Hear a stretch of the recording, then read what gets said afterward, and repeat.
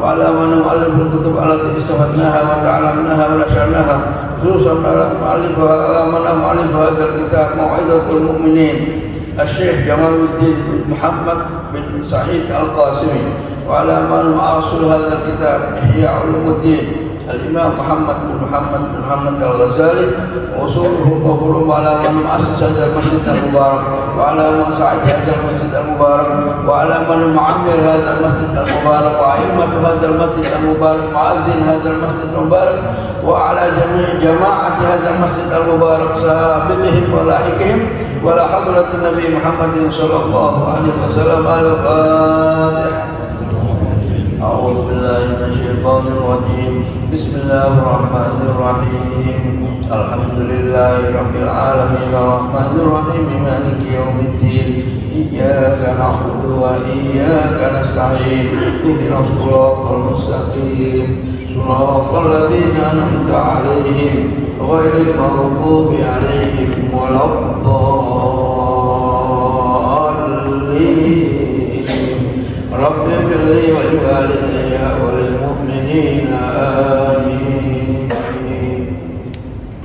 Alhamdulillah wa syukurillah wa syukur ala jami'i ni'amillah. Sekali lagi marilah kita panjatkan puji syukur ke hadratullah Rabbul Alamin. Marilah kita tampakkan keadaan zahir maupun batin kita bahwa kita merupakan makhluk Allah yang paham, mengerti, ngerumangsani terhadap seluruh kenikmatan Allah Subhanahu wa taala. Sejak kita belum paham apa itu nikmat, belum paham apa itu uang, belum paham apa itu rezeki, Allah sudah menyodori kita, memberi media dan segala fasilitas yang ketika kita masih sebagai janin, sebagai embrio, sebelum sempurna sebagai manusia, kita telah dilindungi oleh Allah Subhanahu wa taala, disuplai makanan melalui plasenta, diciptakan media khusus agar kita boten campuran opo-opo di dalam rahim ibu kita. Walaupun di perut kaum ibu itu ada segala macam dia, tetapi manusia diciptakan oleh Allah Subhanahu wa taala pada posisi terhormat, terpisah dari usus-usus yang mengandung sesuatu yang kotor, terpisah. Demikian pula diciptakan plasenta agar kita dapat disuplai makanan yang merupakan saripati dari makanan-makanan yang dimakan oleh orang tua kita, khususnya yang dimakan oleh ibu kita. Semua itu merupakan karunia Allah. Sejak kita sebelum paham rezeki, peluh makanan, sampai ketika kita rakus mencari rezeki, doyan panganan, segala macam tetap diberi rezeki oleh Allah Subhanahu wa taala. Alhamdulillah. Oleh karena itu, maka sebagai rasa syukur kita kepada Allah Subhanahu wa taala, marilah kita bangunkan hati kita bangunkan pikiran kita untuk memperbaiki terus ibadah kita kepada Allah Subhanahu wa taala, memperbaiki taqarrub kita kepada Allah Subhanahu wa taala. Dan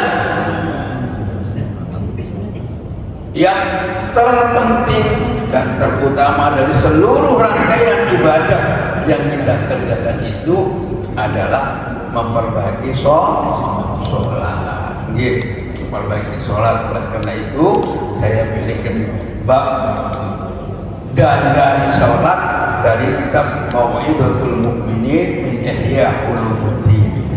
Itu kitab cuplikan atau ringkasan dari kitab Ihya Ulumuddin yang tidak lain dan tidak bukan Imam Ghazali itu kalau membahas sesuatu mesti tinjauannya itu hukum, tetapi tidak berhenti kepada hukum.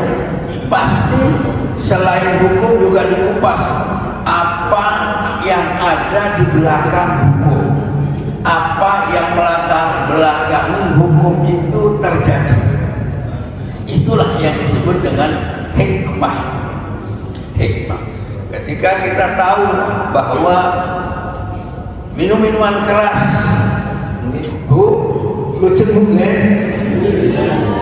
ketika kita tahu hukum bahwa minum-minuman keras itu diharamkan dan dilarang oleh Allah Subhanahu wa Ta'ala, maka menjadilah minum-minuman keras itu sesuatu yang hukum haram. Tinjauan sofistik artinya meninjau, bukan sekedar minum-minuman haram, minum-minuman keras itu haram, tetapi mengapa Allah Subhanahu wa Ta'ala mengharamkan minum-minuman keras. Minum-minuman keras itu diharamkan oleh Allah karena supaya kita tidak terperosok, supaya kita tidak terjatuh pada suatu bahaya yang luar biasa besar, yang merupakan sumber keonaran masyarakat, yang merupakan sumber kerusakan moral baik individu maupun sosial. Apa itu? Yaitu rusaknya otak, baik secara fisik maupun non fisik. Orang kalau sudah minum minuman keras, sel-selnya, kata Pak Dokter, ada beberapa ribu selnya yang putus. Apalagi pendekatan moral. Kata Rasulullah Sallallahu Alaihi Wasallam, syurbul khamr ra'su kulli khati'ah.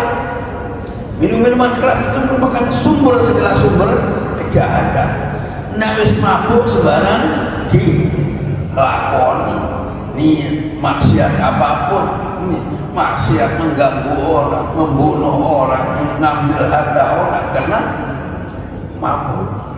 Ketika Allah Subhanahu wa Ta'ala memerintahkan hukum zakat agar dikerjakan oleh umat Islam, maka kajiannya tidak hanya berhenti zakat sebagai hukum, tetapi lebih jauh dari itu mengkaji Imam Al-Ghazali tentang mengapa zakat itu disyariatkan. Tujuan zakat itu disyariatkan dan diwajibkan kepada kita adalah likai la yakuna dulatan bainal aghniya'i minkum, agar perputaran harta kekayaan itu dan kenikmatan kehidupan itu tidak hanya berputar di lingkaran orang kaya saja, tetapi juga agar terdistribusikan, tersampaikan kenikmatan itu sebagian itu mengucur kepada kaum fikir dan miskin, utamanya kepada asnaf yang 8 itu. Itulah yang disebut dengan hikmah hukum. Fala yashra'allahu ta'ala hukman illa wa ba'dahu hikmah. Tidak ada syariat Allah Subhanahu wa Ta'ala yang diterapkan oleh Allah kepada hamba ini kecuali di belakangnya ada latar belakang, ada tujuan besar, ada target yang akan dicapai dengan suatu hukum. Apa mau diperintahkan sholat, zakat, haji, dilarang mencuri, dilarang riba, dilarang namimah, dilarang nopo malih gosok. Semua itu di belakang hukum ada hikmah hukum yang merupakan target terbesar dari hukum itu. Nah, demikian juga kita disyariatkan oleh Allah Subhanahu wa Ta'ala sholat. Untuk apa? Agar sholat ini menjadikan kita menyapa Allah, menghadap Allah Subhanahu wa Ta'ala. Bismillahirrahmanirrahim. Bayan syurut al-batinah min a'malil qalb. Keterangan-keterangan tentang syarat dalam, syarat batin min a'malil qalbi, daripada beberapa pekerjaan hati yang harus kita lakukan ketika sholat. Sebagaimana kita semua tahu bahwa sholat itu ada kepastian pekerjaan yang harus ada, baik sebelum sholat maupun di dalam sholat. Kalau di luar sholat yang disebut dengan syarat, kalau yang di dalam sholat namanya rukun sholat. Ada nggak? Rukun sholat. Yang di luar sholat, ada yang harus kita kerjakan. Apa itu? Yaitu taharatul badan, taharatul malbas, wa taharatul makan. Sebelum kita sholat, kita disyaratkan oleh agama agar suci minimal 3 keadaan. Suci apa? Suci pakaiannya. Nggih. Terus secara fikih, nggih, sholat kudu suci pakaiannya, suci panggenane, suci awake. Ini merupakan syarat fikih, merupakan syarat hukum. Napa hukum itu? Hukum itu adalah ketentuan yang berkaitan dengan fisik kita, yang berkaitan dengan fisik kita. Fisik kita harus gak ada najis, nyata gak ada najis. Baju kita harus tidak ada najis, jelas nyata tidak ada najis. Nah, sedangkan tinjauan hikmah hukum itu bukan sekedar yang kelihatan, tetapi juga yang tidak kelihatan. Secara tasawuf, min syurutis shalah allati fi kharijiha wa ayyakuna ta'amuha wa syarabuha wa malbasuha wa makanuha halala. Termasuk syarat tasawuf daripada ketika kita hendak melakukan sholat. Kalau fikih mewajibkan harus suci dari najis pakaiannya, harus suci dari najis tempatnya, maka tasawuf memerintahkan agar diteliti pakaian niki secara prosedur pendapatannya niki halal nopo haram, panggenane niki gosok nopo mboten nggih. Nggih, kudu hati-hati, kadang-kadang enten musala mboten wakoh nggih. Dadakno mlebu ae nyelonong gak izin. Mboten wakoh itu kudu izin kepada orang yang punya rumah. Kalau musala pribadi.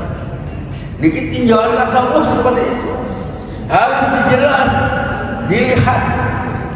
Jangan sampai sholatnya merasa khusyuk, merasa benar syarat dan rukun fikihnya, akan tetapi tidak jelas kehalalannya. Rasulullah Shallallahu Alaihi Wasallam menceritakan dalam hadis Al-Ba'in An-Nawawi, apa terasa kanjeng Nabi? Thumma dzakara ar-rajul as'asa al-ghubara yamuddu yadayhi ya Rabb ya Rabb wa mat'amuhu haram wa mashrabuhu haram wa malbasuhu haram wa ghudhiya bil haram fa anna yustajabu lah. Kanjeng Nabi sallallahu alaihi wasallam nalika nerangaken nalika nerangaken tentang bahwa Allah itu hanya menerima yang baik-baik, yang suci-suci nek cara fikih. Sing sae-sae nek cara fikih. Nek cara agama terus Kanjeng Nabi sing halal-halal. Makanya Al-Qur'an dawuh innama yataqabbalu Allahu minal muttaqin. Sesungguhnya Allah hanya menerima apa? Menerima ibadah minal muttaqin, dari orang-orang yang takwa. Yang bersendikan takwa, amal soleh yang bersendikan takwa, sedekah yang bersendikan takwa, tilawatul Quran yang bersendikan takwa, puasa yang bersendikan takwa. Lah nek sedekah dia nek aweh-aweh ngamuk-ngamuk pamane nggih. Oleh memberi bantuan SPP dengan gremeng, dan itu masih dipertanyakan atau perlu dievaluasi lagi norma-norma dakwanya, berarti bukan untuk Allah, tapi karena mungkin kena emosi, mungkin karena bersaingan dengan tetangga, ya dan lain sebagainya. Demikian pula ketika kita mau sholat, kata Imam Ghazali, tidaklah dilihat makanan. Kata Rasulullah, "Dzakara rajul ash'atha al-ghubar." Kanjeng Nabi ketika menerangkan tentang pentingnya memperhatikan rezeki halal, Kanjeng Nabi menceritakan dulu itu, si Kanjeng Nabi, ada orang di Bani Israel. Dzakara rajul ash'ath. Napa ash'ath itu? Keadaannya semrawut, rambutnya semrawut, wajahnya semrawut, sembarangnya nopo semrawut, karena saking nemene oleh ngadep nang Gusti Allah, oleh tirakat gak ukuran enten. Kanjeng Nabi cerita dulu di kalangan Bani Israel ada orang yang as'ad, kehidupannya ini saking mikirin nang Gusti Allah sampai gak ngereken pakaian, kancingannya sampai keliru. Bari bahasane rambutnya gak diurus, al-ghubar, badannya sampai berdebu, lupa mandi, lupa ngerawat.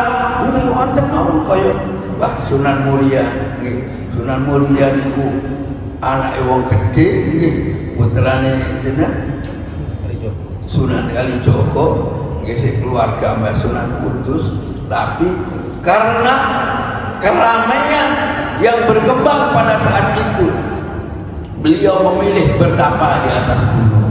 Nah, niki sing tepat. Tapi nek sing diceritakno Kanjeng Nabi niku bukannya seperti itu. Tapi orang yang seperti itu cuma betul caranya bertapa sudah betul, caranya keliling Wali Songo sudah betul, caranya keliling Wali Limo sudah betul. Al-Ghbar as-as pakaiane lungset kabeh saking rajine bertapa. Al-Ghbar sampai wajahe mboten padang. Nggih mboten padang itu mergo apa nggih, mergo gak sempat adus, mek wudhu dong. Allahumma sholli ala Muhammad. Ya muddu yadai, ia menengadahkan kedua belah tangannya. Setelah keliling Wali Songo, bertapa dari gunung ke gunung, iktikaf dari masjid ke masjid. Ya muddu yadai, ia menengadahkan kedua tangannya. Ya Rabb, ya Rabb. Maten hadis tengah baik ya. Ya Rabb, ya Allah, akulah mohon niki, saya minta perlindungan ini, saya minta anugerah ini, saya minta diselamatkan, dilindungi dari ini, dari bahaya ini, ya Rabb. Tapi nasi Kanjeng Nabi, tapi wa maqamuhu haram, panganane haram, masyrabuhu haram, umbine haram, nggih, wa hudiyabal haram, nggih, pakaiannya haram, sembarangnya haram. Fa anna yustajabulah, bagaimana ia akan diijabahi doanya oleh Allah Subhanahu wa ta'ala. Oleh karena itu Imam Ghazali wanti-wanti kepada kita agar sebelum sholat perhatikan makanan, sumber-sumber rezeki kita itu dilihat apakah halal apa tidak. Kenapa? Karena Rasulullah Shallallahu Alaihi Wasallam bersabda, "Man akalal halal, ato'at jawarihu sya'a abad." Barang siapa yang makan makanan halal, maka direncanakan maupun tidak, ingin atau tidak, diprogram atau tidak, ato'at jawarihu, maka mudah organ tubuhnya itu untuk melakukan taat kepada Allah Subhanahu wa ta'ala. Gak usah golek konco sing kecol sing tekon wong saleh-saleh tok. Nggih, wong sing nyenengno tok. Barokahe mangane halal, komunikasine halal, nggih, relasine halal sehingga ibadah diterima dening Allah Subhanahu wa ta'ala. Wa man akala barang siapa yang makan makanan haram asad jawarihum sya'am abad, maka mau atau tidak mau, diprogram maupun tidak diprogram, direncanakan maupun tidak direncanakan, maka organ tubuhnya akan tergiring terus ikan Nabi untuk bermaksiat kepada Allah Subhanahu wa Ta'ala. Ini pentingnya memfondasikan ibadah kita kepada cara-cara hidup, cara-cara rezeki yang halal. Ini kita menurut tasawuf termasuk syaratnya sholat qabla sholat. Wa amma arkanuha wa syurutuha fi sholat, ini ki fa iya istiratul khusyu' wa hudurul qalb. Ketika di dalam sholat pun cangkep persiapane nalika arep sholat, istiratul khusyu' wa hudurul qalb, maka hendaklah orang itu menghadap kepada Allah Subhanahu wa Ta'ala dengan syarat hudurul qalbi, atine hadir, wa khusyu', dengan kata lain konsentrasi dumateng Allah Subhanahu wa Ta'ala. I'lam anna adillata dzalika katsiratun, fa min dzalika qauluhu ta'ala wa aqimus sholata li dzikri. Kenapa? Karena Allah Subhanahu wa Ta'ala ketika memerintahkan kita sholat, niku boten cuma merintahkan sholat, tapi aqimis sholata li dzikri. Surat Toha ayat 14. Juz'e nek boten salah 18 ya. Toha ini sama sunnah kita derenge 14. Juz 14. Wa aqimis sholata li dzikri, ya Muhammad, dirikanlah sholat. Untuk apa? Li dzikri, untuk mengingatku. Tujuannya itu adalah mengingat. Tujuannya itu adalah nopo ngadep nang Gusti Allah. Ayat kata wonten malih qad aflahal mu'minun alladzina hum fi sholatihim khashi'un. Dan surat Al-Mu'minun Allah menggambarkan untuk wong sing mukmin kabeh niku tandane wong mukmin niku napa? Alladzina yaiku wong akeh hum kang utawi alladzina fi sholatihim ing dalem sholate alladzina iku khashi'una, khusyuk kabeh. Khusyuk hudurul qalbi, eling iku beberapa kata satu arti. Lawannya adalah ghaflah. Napa? Ghaflah. Ghaflah niku artinya lalai atau lali utawa ngelamun. Bahasa sosial kemasyarakatan itu ngelali, lalai atau ngelamun. Gusti Allah Subhanahu wa Ta'ala dawuh wonten surat Al-A'raf ayat 205, wala takun minal ghafilin. Ojo sampai kon dadi ya Muhammad minal ghafilin, daripada orang-orang yang lalai. Nah, khusyuk wa hudurul qalb itu merupakan rukun sholat menurut tinjauan tasawuf. Nek rukun sholat sing menurut fikih wonten pinten? 17 ada. Nggih. Wonten nek menurut sing kula waca wonten 14. Nggih. Jadi begini, rukun sholat yang kita perhatikan secara fisik 14, baik qauliyah maupun fi'liyah, baik yang bersifat pekerjaan maupun yang bersifat perbuatan. Nah, sing bersifat bacaan, bersifat ucapan iku mek sekawan. Rukune salat yang bersifat bacaan iku mek sekawan tok. Nomor 1 takbiratul ihram. Nggih? Takbiratul ihram. Nggih. Ngadep nang kiblat. muni lisane muni, tangane ngangkat, atine niat. Allahu Akbar.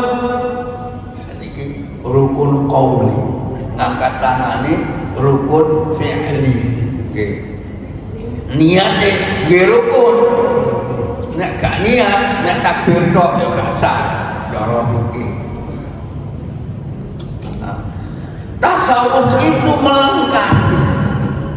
Karena pekerjaan hati ini apa? Sulit ukurannya, samar takarannya. Khusyuk, hadir, apa jenenge? Niat. Niat itu lah pekerjaan hati. Nah, pekerjaan hati itu ukurannya itu sakinten, mboten jelas mangkane napa? Mangkane fikih menentukan kudu niat. Niat ini merupakan simbol daripada khusyuk kepada Allah Subhanahu wa taala. Nek lagi mlebu mawon niate wis lali, nyoto bahwa dia lalai atau lupa kepada Allah Subhanahu wa taala. Nek cara Al-Qur'an niku padha karo mendem. Padha karo apa? Mendem. Gusti Allah Subhanahu wa taala dawuh wonten Al-Qur'an napa? Ya ayyuhalladzina amanu la taqrabus sholata wa antum sukara. Oleh orang ulama fikih, ayat ini dijadikan sebagai dalilnya haramnya khamr. Kenapa? Karena khamr ini memabukkan, menyebabkan orang pingsan, orang apa? Mabuk. Ahli tasawuf memakai ayat ini sebagai syarat khusyuk di dalam sholat. Kenapa? Karena Allah berfirman, wahai orang-orang yang beriman, janganlah engkau mendekati sholat wa antum, sedangkan kamu sekalian sukaro, dalam keadaan mabuk. Terus Imam Ghazali, wong sholat kok lali nang Gusti Allah, lali niat, iki jenenge wong mabuk. Nek moco-moco iki asline ngono gak moco tapi ndereme. Ini namanya tinjauan tasawuf.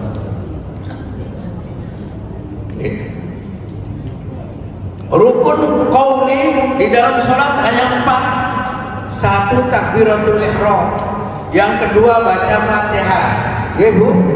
Kedua baca Fatihah. Yang ketiga napa? Tahiyat. Tahiyat itu kudu jelas wacanane sama dengan bacaan Fatihah. Mboten asal wonten tahiyat gremeng, mboten asal. Kudu jelas haknya, khoknya, ain, hamzahnya harus jelas. Tahiyat. Dan yang keempat itu salam. Salam nggih ngoten kudu muni, karena ini rukun qauli. Assalamualaikum. Entah sunat, entah wajib. Ojo terus mergo salat ijenan noleh tok ini maca salamnya jero ati. Lali. Mboten sah secara fikih. Itu rukun qauli. Nah sing rukun Syafi'i ini enten 14. Ya termasuk kudu ngadeg, wong sholat kudu ngadeg, ruku, iktidal, enggak? Apa sujud, nggih, duduk ketika tahiyat, nggih, dan lain sebagainya. Itu tinjauan fikih. Oleh karena itu, maka sebagai ukuran minimum dari khusyuk kita itu adalah terpenuhnya rukun-rukun sholat, baik qauli maupun fi'li. Nah, fikihnya saja tidak terpenuhi, maka sulit rukun tasawufnya juga bisa terpenuhi. Contoh, rukun qauli niku maca Fatihah. Dadakno wacanane sembarangan, mboten fasih utawa maca Fatihah salah-salah. Ini menunjukkan bahwa sholatnya belum memenuhi standar sholat yang terpenuhi rukunnya. Oleh karena itu, jangan bicara soal hikmah hukum, jangan bicara soal khusyuk kalau syariatnya saja belum betul. Kenapa? Karena syariat ini merupakan standar minimum di dalam melaksanakan sholat. Lalu mari ruku lali ini dan langsung sujud. Ini menunjukkan bahwa sholatnya tidak khusyuk. Ini rukun sholat secara tasawuf yang ada di dalam sholat. Karena panjenengan misalnya kalau soal tidak baca, tidak gak maca apa-apa, sujud boten maca napa-napa, nggih. Lungguh antara dua sujud boten napa-napa. Karena itu bukan wajib, bukan rukun. Jadi sholat cepat itu boten napa-napa, sing penting sing penting tumakninah itu apa artinya? Artinya ada jeda yang nyata-nyata secara fisik, secara kasat mata ada jeda. Itu tumakninah. Apa perlunya tumakninah? Sekali lagi ia merupakan alat supaya kita ingat kepada Allah Subhanahu wa ta'ala. Gak mungkin eling nang Gusti Allah nek salate kesusu, buru-buru, salatnya buru-buru, ngaku eling nang Gusti Allah. Tidak mungkin. Karena syariat ini diciptakan oleh Allah Subhanahu wa ta'ala untuk sampai pada hakikatnya sholat. Syariat sholat ini diwajibkan oleh Allah Subhanahu wa ta'ala sebagai rangkaian sholat agar apa? Agar kita sampai pada tujuan diwajibkannya sholat, yaitu kehadiran hati kita, konsentrasi pikiran kita di dalam ngadep nang Gusti Allah Subhanahu wa ta'ala. Terus kanjeng Nabi sallallahu alaihi wasallam napa innamas sholatu tamaskunun wa tawadhu'un hasrun bil alif wal lam wa kalimatu innama litahqiq. Terus kanjeng Nabi innamas sholatu tamaskunun wa tawadhu'un. Sesungguhnya sholat itu hanya merupakan tamaskunun, sesuatu yang alat untuk anteng oleh ngadep nang Gusti Allah. Wa tawadhu'un, salat itu merupakan alat untuk kita anggap asor tengarsane Allah Subhanahu wa ta'ala. Kanjeng Nabi jauh innama itu apa artinya? Pagar, batas.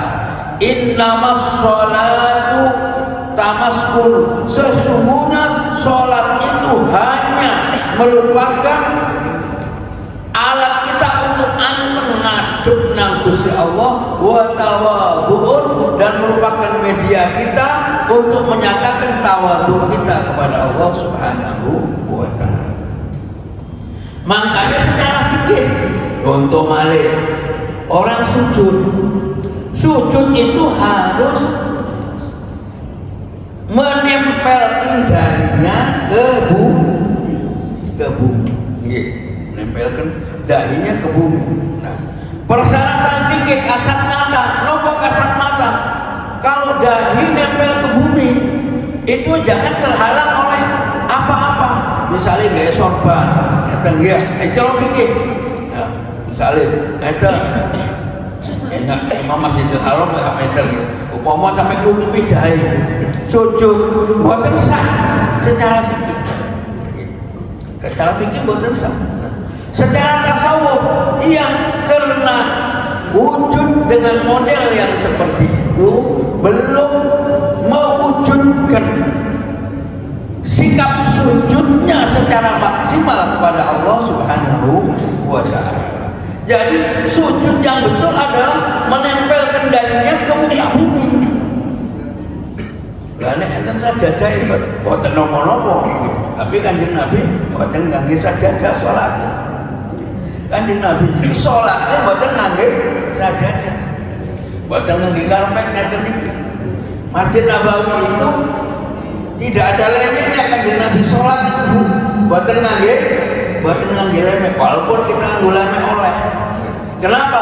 Karena Rasulullah ini sholatnya ini betul-betul sebagai perwujudan manifestasi untuk tawadhu kepada Allah Subhanahu wa Ta'ala. Makanya kalian jangan heran, Masjid Nabawi enten hadis diuyui napa? Asu. Wonten nggih? Hadis Kanjeng Nabi diuyui asu. Masjid Kanjeng Nabi diuyui wong Badui, wonten wong teko gunung mlebu nang kota Madinah, dadane langsung nguyu nang Masjid Nabawi. Kenapa? Karena Masjid Nabawi nggih boten ditembok, nggih boten diparingi lemek, boten nopo. Malah ada hadis di dalam Bukhari, Rasulullah sallallahu alaihi wasallam pernah bangun dari sujudnya tahiyat salam. Niki ada akar sujud, ada pasir-pasir yang menempel di dahinya Rasulullah. Niki hadis Bukhari. Pasir-pasir yang menempel di dahi Rasulullah Sallallahu Alaihi Wasallam oleh Rasulullah, buatan diusapi hilang. Apa artinya? Menunjukkan bahwa buatan enten hukum sunnah ngusap dahi setelah sholatnya buatan. Kenapa? Ya, itu cara hukumnya.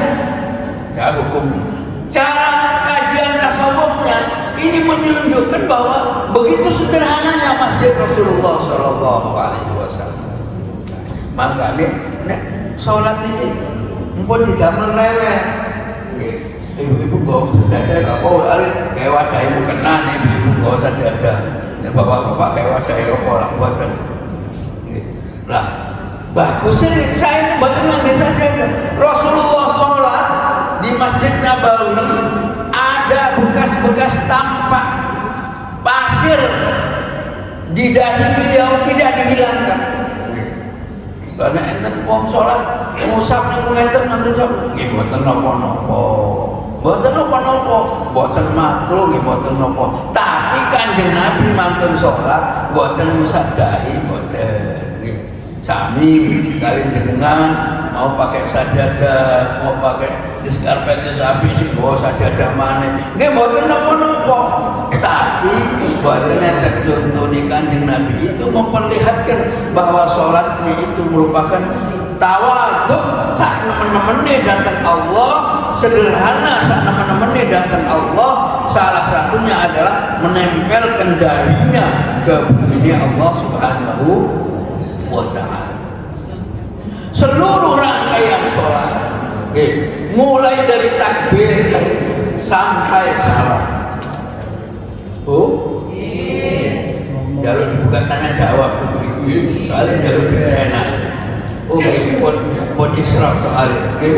Kesimpulan saya, kesimpulan kita pagi hari ini kita simpulkan bahwa seluruh rangkaian sholat mulai takbir sampai salam itu merupakan perwujudan tawadhu kita, perwujudan kepasrahan dan kepatuhan kita serta kehinaan kita kehadiran Allah Subhanahu wa Ta'ala. Mulai dari takbir, wajah ini saya hadapkan zahir batinku ya Allah kepadamu Tuhan semesta alam, wajah lillahi faqar samawati hanifah muslimah ana minal musyrikin. Sungguh aku bukan orang-orang musyrik, sesungguhnya sholatku, hidupku, matiku, rangkaian ibadahku hanya untukmu ya Allah Rabbul Alamin. Ya, terus apa?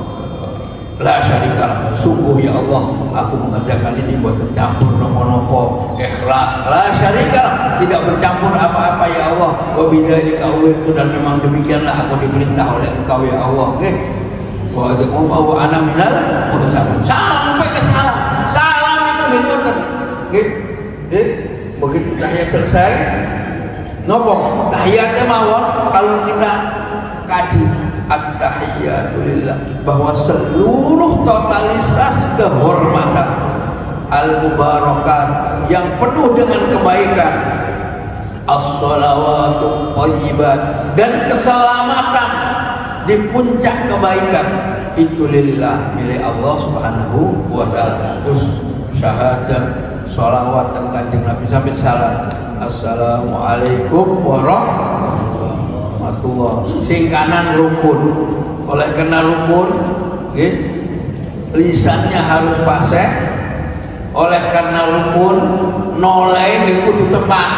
Ojo ngaku noleh nek guru ketok inggire mosok assalamualaikum warahmatullahi wabarakatuh sah. Yang namanya noleh itu minimal kelihatan separuh dari apa yang ada di samping kita. Assalamualaikum warahmatullahi wabarakatuh. Sing noleh sirahe mboten awake, nek saawake bisa batal. Assalamualaikum warahmatullahi wabarakatuh. Niku fikih. Tasawufnya apa? Bahwa sholat ditutup dengan menyebarkan kedamaian, kenyamanan kepada lingkungan. Kasih para ulama salam yang kanan itu menyebarkan keselamatan kepada jamaah yang bagian kanan. Assalamualaikum warahmatullahi, ditutup dengan salam ke kiri, yaitu berniat untuk menyebarkan kenyamanan dan kesantosaan kepada semua orang yang di sebelah kiri. Itulah kandungan daripada sholat yang kita kerjakan. Mudah-mudahan kita mendapat rezeki sholat yang khusyuk. Amin Allahumma ya rabbal alamin. Moga Bu, nek pertanyaan 1 2 singkat mawon berkenapa-napa. Ada Mbak Haji Subandi, Pak Ustaz. Sedikit ya. Barangkali yang sering ditanyakan itu bagaimana menciptakan jiwa ketika sholat fokus, khusyuk. Khusyuk kadang-kadang kita sholat kan Allahu Akbar eling sembarang. Nah, terus terang ini yang menciptakan diri supaya enggak. Guru kita, guru juga di sini. Ustaz kita Pak Ustaz Haji Supardi, Supriyadi,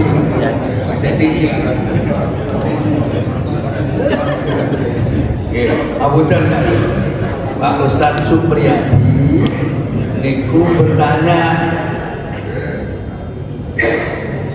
ketika sholat, niku kok sering kangelan, waktu takbir milih.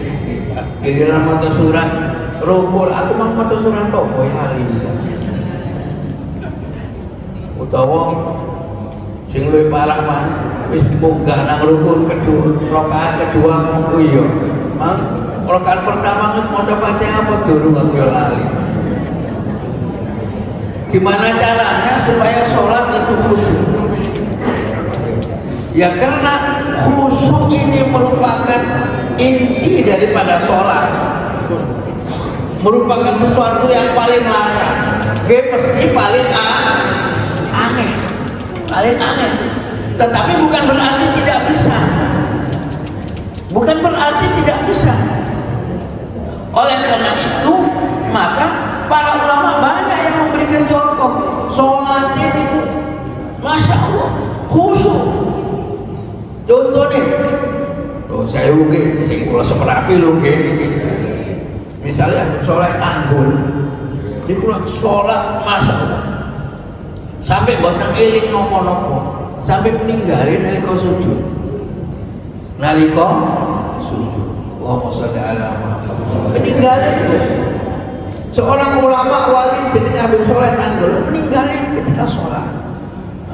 Orang-orang yang meninggal ketika sholat itu bukan berarti kebetulan, bukan kebetulan. Mesti ada proses, karena saking nemene oleh sholat, saking nemene ilinge nalika sholat, sampai sing diiling sholat terus sehingga meninggalnya waktu sholat. Buatan niku wadah banyak yang lain. Bagaimana caranya supaya kita ini bisa khusyuk dalam sholat, maka menurut Imam Ghazali hendaklah khusyuk itu dilakukan sejak sebelum sholat. Mungkin sejak sebelum sholat itu harus ada ikhtiar khusyuk. Contoh nih, wudu nggak perlu khusyuk. Nah, kita bidayatul hidayah niku diterangkan Imam Ghazali mengajarkan beberapa doa ketika wudu. Basuh tangan, enten tungani, kumur, enten tungani. Tungani nang jero ati mboten apa-apa tapi ada. Basuh muka rukun pertama, setelah niat Allahumma bayyid wajhi kama yauma tabyaddu wujuh awliyaik Allahumma la tusawwid wajhi yauma taswaddu wujuh a'daik. Ya Allah, kula nuwun panjenengan padangaken wajah kula injing teng dina kiamat ketika muka-muka kekasihmu itu terang benderang ya Allah. Jangan engkau gelapkan wajahku ya Allah ketika gelap para wajah-wajah musuhmu dan orang-orang kafir semua esok di hari kiamat. Salah satu donga ketika membasuh muka, ketika basuh tangan, ya, basuh tangan kanan, itu no, ada berapa? Allahumma a'tini kitabi biyamini, wa hasibni hisaban yasira. Ya Allah, kula nuwun panjenengan paringaken kitab catatan kula esuk di hari kiamat ketika orang ketakutan melihat catatannya. Nggih, panjenengan paringaken melalui tangan kanan mawon wa hasibni hisaban yasira. Ya Allah, hisablah esok di hari kiamat dengan hisab yang mudah. Nalikon basuh tangan kita Allahumma apa la tu'tini kitabi bismali aw bi wara'i dhahri. Ya Allah, jangan Engkau berikan kitab catatanku esok di hari kiamat melalui tangan kanan kemudian kiri atau dari belakang. Tadi nek catatane elek Bu, nek catatane elek datang surat Kahfi niku wa qalu ma li hadzal rasul wa qalu ma li hadzal kitab la yughadiru saghiratan wala kabiratan illa ahsaha. Jarene wong-wong nek iki catatan opo yo? Kok gak ono sing ketinggalan, sing cilik, sing gedhe, sing lirik tok, sing kreteke ati, sing ono kabeh catatane. Wa qalu ma li hadzal kitab la yughadiru saghiratan wala kabiratan illa ahsaha. Ono kabeh. Imam Ghazali ngajaraken nalika wudu basuh kaki tangan kiri, ya Allah, janganlah Engkau berikan kitab catatan esok di hari kiamat dari tangan kiri atau dari belakang. Ambek malaikat dicampakkan dari belakang kitab itu loh catatanmu kayak menang kegere mohon kok gak ono gunane. Nah, itu semua rangkaian wudu ini kalau perlu khusyuk. Nek wudu khusyuk, insyaallah sholatnya mboten maksud iki. Dadi umpun berangkat nang sholat kecamen sampai apa jenenge? Mecace anu. Lah iya. Kok biasa anu lawang itu tutupan terus. Jangan lo lawang itu nggone tutupan apa dirasani terus gaya. Rasane lawang itu nggone. Upamane jangan. Oleh karena itu kita diperintahkan untuk wudu supaya apa? Supaya membersihkan mata kita, membersihkan organ tubuh kita ketika persiapan mau sholat. Jangan kan ketika sholat, sebelum sholat saja kita diperintahkan oleh Allah untuk membersihkan fisik kita. Itu bukan hanya sampai fisik. Fisik itu hanya sarana, hanya media. Tujuannya adalah ketika kita menghadap kepada Allah Subhanahu wa taala, itu adalah dibersihkan hati kita, dibersihkan mulut kita dari unsur-unsur yang maksiat kepada Allah Subhanahu wa taala. Kalau itu dikerjakan, monggo khusyuk ketika mulai wudu niku pun khusyuk, niat taqarrub kepada Allah. Nek kula nrimo ijazah saking guru kula, nuwun sewu. Saking guru kula niku kula diajari adus niku. Kula nembe sekolah nggih sakniki niki. bahas khusyuk saderenge mboten bahas. Gurune itu pesen kon adus niat nawa itu taqarruban ila Allah. Tapi nek jero ati mergo ana Allah nggih. Nawa itu taqarrub. Maka supaya mulai adus iku pun niat ini ibadah kepada Allah. Wudu apa malih. Kalau itu dikerjakan insya Allah itu merupakan ikhtiar kita untuk menghadirkan hati, untuk mendatangkan khusyuk kita di dalam sholat ngadep nang Gusti Allah. Ngoten nggih, Pak Haji Supriyadi. Kira-kira ngoten nggih Ibu nggih. Iki sami kali jenengan dahar pengen mangan. Niku kan mboten cuma piringe kudu apik. Saderenge nggih enak. Oh, pas enak kabeh. Nggih. Apa enak kok? Do meja ya resik yo piringe pas, yo ayahe yo pas enak. Mosok enak mangan.